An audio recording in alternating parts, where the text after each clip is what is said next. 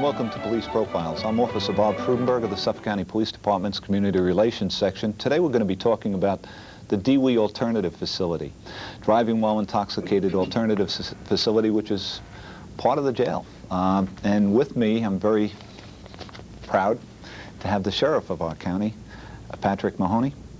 Welcome to Police Profiles. Thank you. And Mrs. Ann Bernagosi, who is the coordinator of the project, and Mr. Vincent Iaria, who is the acting director of the Suffolk County Department of Probation. Welcome to Police Profiles. Pleasure to be here. Pleasure. Sheriff, 21-year veteran of the police department, 6-year veteran of the legislature, and I'm not sure which is which was tougher. And now the sheriff, a lot of responsibility, and this is really something very positive. Maybe you could explain to our audience what the DWI Alternative Facility is. Okay, well, it's a program, Bob, that's fairly new. Started in 1987 as an alternative to jail for multiple DWI offenders, those people that just can't get off the booze and driving at the same time. It's an intensive education and treatment program that hones in on the basic problem of why people drink. It's a very successful program. We've had over 760 or 750 people go through the program. Our recidivism rate is around 10%, which is unheard of in the field. We're very happy with it. As you mentioned, Ann is the director since the inception of the program. She's done a wonderful job. We are trying to get the state and around the state to realize that alcoholism is a disease and it has to be treated. You just can't send people to jail for 10 days or 15 days or 2 months for driving while intoxicated and expect them to come out and not do it again. They have to be treated. And hopefully we're getting to our judges, especially in Suffolk County, and they agree with us, and for the most part we're getting cooperation, and we're showing a very high successful rate.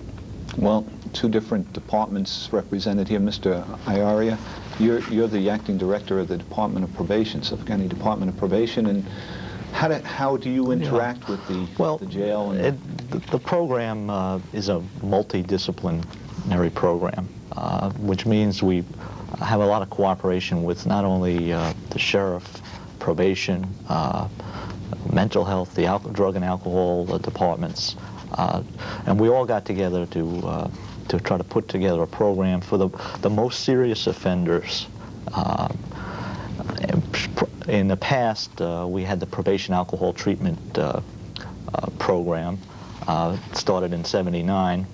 As a result of that program, which won some national traffic safety awards for its innovations, we found that it was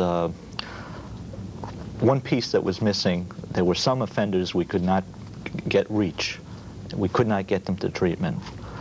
The Sheriff's Department was enlightened enough to know that just housing people in jail is not the total answer with this terrible addiction problem. So we, in effect, got together, had a captive audience, and decided to use education. No pun intended? No pun, the pun was intended, but a captive audience where we could give them the education and treatment and have a bunch of professionals working together. And it's been highly successful. It's a model that's being used elsewhere in the country, and we're really proud to have worked with the sheriff on this program. Now, Mrs. Bernagosi, you're the coordinator of this project, and maybe you could flesh it out a little bit in the sense that we know that it's there to help. It's an alternative. I think you said it's one of the first ever, if not the first ever. It is the first. It is the first. It's still ever. the only. And the only. And the only. Shame, right. Shame on us, because this is an enlightened program, Sheriff. I think you'll agree. Mm-hmm. But maybe you could just tell us, what does it look like? How do people get into it?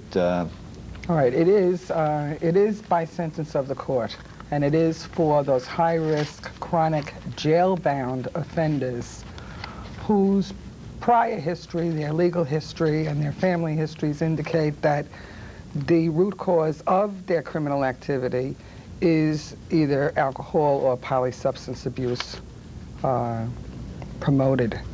How do they get into the facility? We try to target the courts. Anybody who is coming up for at least a third DWI offense. If he's been on probation, he's been in community service, he's probably been in treatment, and he's probably spent some time in jail or maybe on task or some other treatment alternative. Nothing seems to have worked. You haven't been able to reach this guy. He's still going to get in his car and go. Interesting enough, many of them have also had their license removed, revoked, restricted. That doesn't seem to deter them either. Mm-hmm. If they've spent time in jail, obviously jail is not working, and they have to have some treatment during confinement. This combines the best of both worlds. They are confined for a period of time, satisfies public safety. We have their undivided attention.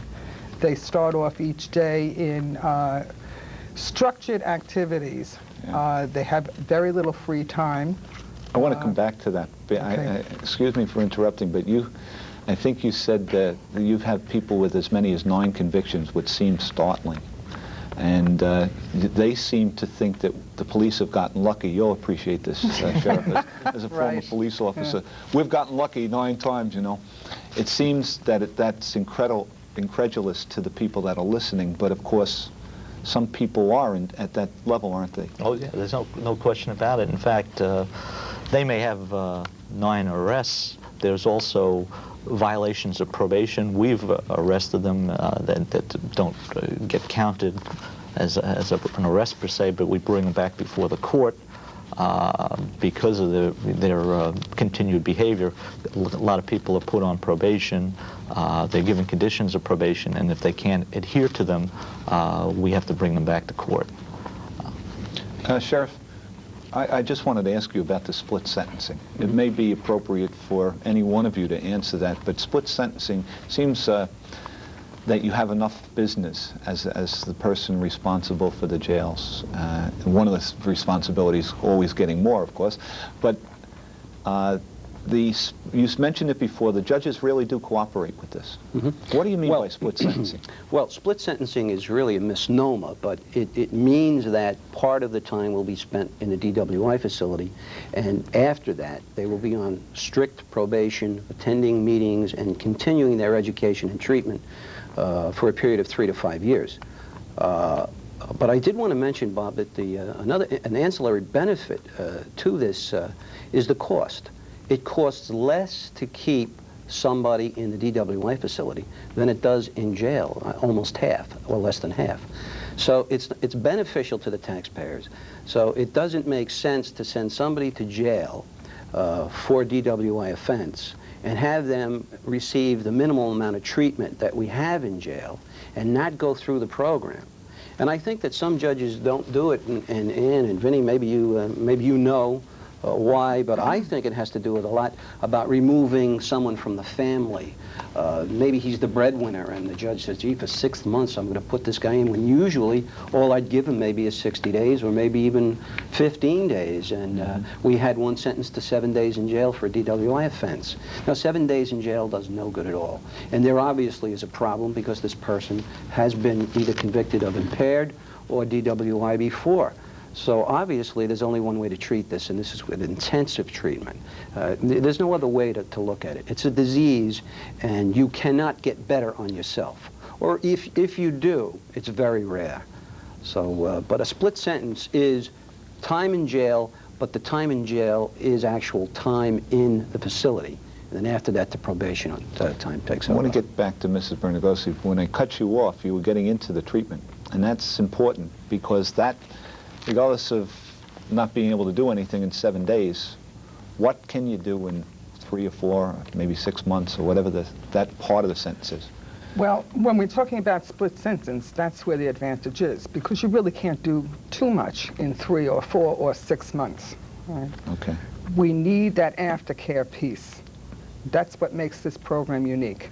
Suffolk County Probation Department has an alcohol treatment unit. We now have the DWI Alternative Facility unit. Both units are not totally enforcement units. They're treatment units. So we combine correction with treatment. We begin the job in the facility. The toughest part of the job is breaking down denial because, as you brought up before, so many of the people that land up coming into our facility really believe that the only reason why they have 8 or 9 DWIs is because the cop has it in for him or the system has it in for him. They only drink because they had an argument with their wife. Or for the woman only drinks because she's had problems at home and nobody understands who she is or what's happening. They're all the same, whether it's male or female, right? Yeah. So that's the first job we have to do. You get into AA or individual counseling? Yeah. We have group treatment and individual treatment. The treatment in the facility is designed to focus on the fact that they need help. Right. So it doesn't begin and end in the facility. It only breaking begins, down the denial. Right. Chipping away at that There denial. is treatment on the outside. There are AA meetings on the outside and Al-Anon meetings and all kinds of resources in the community. The people that we're getting are not aware that they have a problem, so they're never going to go reach those resources. Part of the problem, part of the problem is this group is unmotivated, resistant to treatment. The traditional treatment methods didn't work. So what we did was provide treatment not only in the facility, but once they're out of the facility, 3 to 5 years, they're working with a probation officer and a treatment person on the site of the probation department.